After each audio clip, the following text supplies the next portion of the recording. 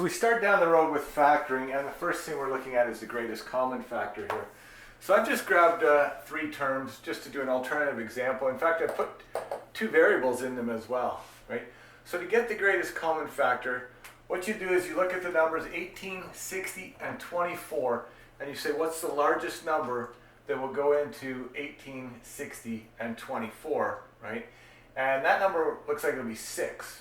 So we're going to take 6, so greatest common factor, and that's going to be 6, right? And then we look at the variables and we say, hey, what variables are in all of them, okay? And we notice there's x and y in all three of them, okay? And then we say, okay, what's the smallest exponent on the x? 4, 3, 2. The smallest exponent is 2, okay? And what's the smallest exponent on the y? Well, here 1, 1, and 3, so it's just a y, right? And what we're looking for, the greatest common factor, really is the largest number or the largest monomial, because it's not just a number, that we can divide into our list of terms.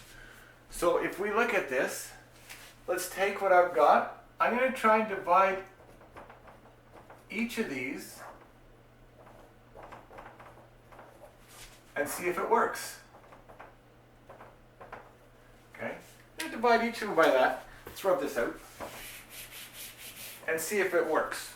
Okay, well, 18 divided by 6 we can do without getting a decimal, right? Never want the decimal. 3, x to the 4th divided by x squared. We're subtracting the exponents, gives me x squared. Y divided by y is not there anymore. Looking at this one, 60 divided by 6 is 10. X, 3 minus 2 is 1, and then y is not there anymore. Okay? This one here, that's 4. 24 divided by 6. X squared divided by x squared. That's not there because it'd be x to the 0 when we do the subtraction, which is 1. And then that would be y. 3 minus 1 is y squared. Okay? So it's the largest thing that will divide all three of my terms, right?